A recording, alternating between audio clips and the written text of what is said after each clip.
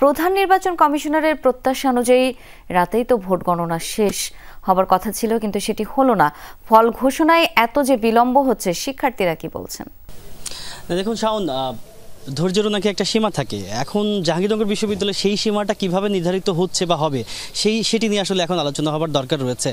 IFIC আমার account, সুবিধা যেমনই চাই, অ্যাকাউন্ট একটাই। শুধুমাত্র শিক্ষার্থী নয়, বরং এই যে এত বড় একটা নির্বাচন হলো, সেই নির্বাচনের প্রার্থী যারা সবাই আসলে একরকমের ধৈর্যহারা হয়ে সিনেট ভবন থেকে কিন্তু তারা যার যার হলে চলে গিয়েছেন এবং তারা আসলে অপেক্ষায় আছে যে সেই কখন শেষ হবে তারপরে সেই ফলাফলটি ঘোষণা হবে।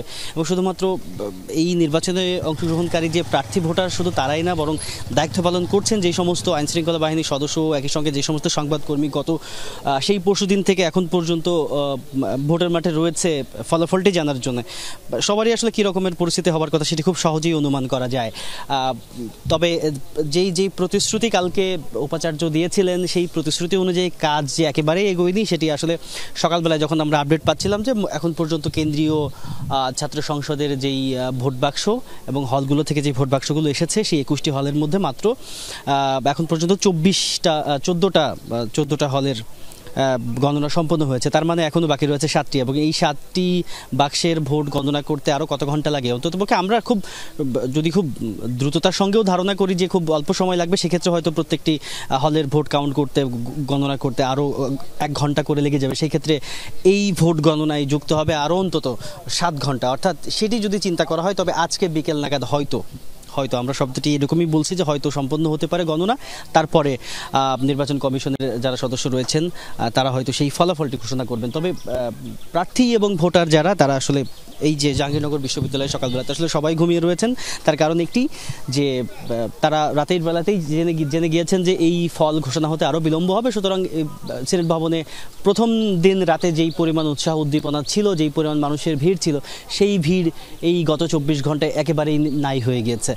তার ফলে এখন বিষয় যেটি দাঁড়াচ্ছে যে জাহাঙ্গীরনগর বিশ্ববিদ্যালয় কেন্দ্রীয় ছাত্র সংসদের ভোটের যে ফলাফল, সেটি পেতে আজকে বিকেল বা সন্ধ্যা সেই সময়টি আসলে প্রত্যাশা করছেন, এবং সংবাদকর্মী যারা তারা আসলে সেই কাঙ্ক্ষিত সময়ের অপেক্ষা করছেন। একই সঙ্গে আইনশৃঙ্খলা বাহিনীর সদস্য যারা সেই শুরুর দিনে এসেছিলেন, তাদের তো আসলে নির্দিষ্ট করেই এই জায়গাটিতে দায়িত্ব দেওয়া হয়েছিল। সুতরাং সেই হিসেবে তারাও আসলে বেশ অধৈর্য হয়েই সেই সময়টির জন্য অপেক্ষা করছেন। তবে একটি বিষয় যে কেন বিলম্ব হলো, সেই প্রশ্নের উত্তরটি জানা আসলে এই মুহূর্তে খুব একটা সুযোগ নেই, কারণ নির্বাচন কমিশনের কর্মকর্তা যারা রয়েছেন তাদেরকে জিজ্ঞেস করলে হয়তো সেই কথাটি জানা যেতে পারে। তবে একটি মজার তথ্য এটি যে যেই নির্বাচন কমিশনার বা নির্বাচন কমিশনের যেই সদস্য গতকাল পদত্যাগ করেছেন, নির্বাচনী দায়িত্ব পালন থেকে নিজেকে সরিয়ে নিয়েছেন, বলা হচ্ছিল যে এই হাতে গণনার যেই বিষয়টি, সেটি তার পরামর্শ মতোই সেই সিদ্ধান্ত নেওয়া হয়েছিল।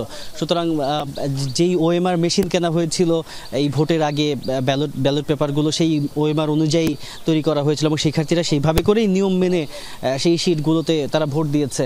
সুতরাং ওএমআর মেশিন যেটি কেনা হয়েছিল, সেটি আসলে এই ক্ষেত্রে এসে পুরো ভোটের যে কার্যক্রম, পুরো নির্বাচনের যে কার্যক্রম, সেখানে আসলে কোনোভাবেই কাজে লাগেনি, বরং সেই মেশিনটি পড়ে রয়েছে। গতকাল বিকেলে একবার এরকম আলোচনা শুরু হয়েছিল যে পর্যন্ত হাতে গোনা হয়েছে সেই পর্যন্তই থাক, পরবর্তী যেগুলো বাকি রয়েছে সেগুলো ওএমআর মেশিনের মাধ্যমে গণনা করা হোক। তবে সেই কথাটি আসলে দিন শেষে উপাচার্য জরুরি বৈঠক ডেকেও সেই ব্যাপারে আসলে ঐকমত্য তৈরি করতে পারেননি, যার কারণে হাতে গোনার যেই নিয়মটি ভোটের দিন সকালবেলাতে উপাচার্য সিদ্ধান্ত জানিয়েছিলেন, সেই সিদ্ধান্তে আসলে স্থির রয়েছে। সুতরাং এই হাতে গণনা করতে আমরা ধারণা করছি যে আরও যেহেতু 7টি হল বাকি, কম হলেও আরও 7 ঘন্টা আমাদের অপেক্ষা করতে হবে শুধুমাত্র গণনা শেষ হবে সেই সময়ের জন্য। মোটামুটি আরও 7 ঘন্টা লাগতে পারে, এরকম একটি ধারণা করা যাচ্ছে। তাজনুর, অনেক ধন্যবাদ আপনাকে।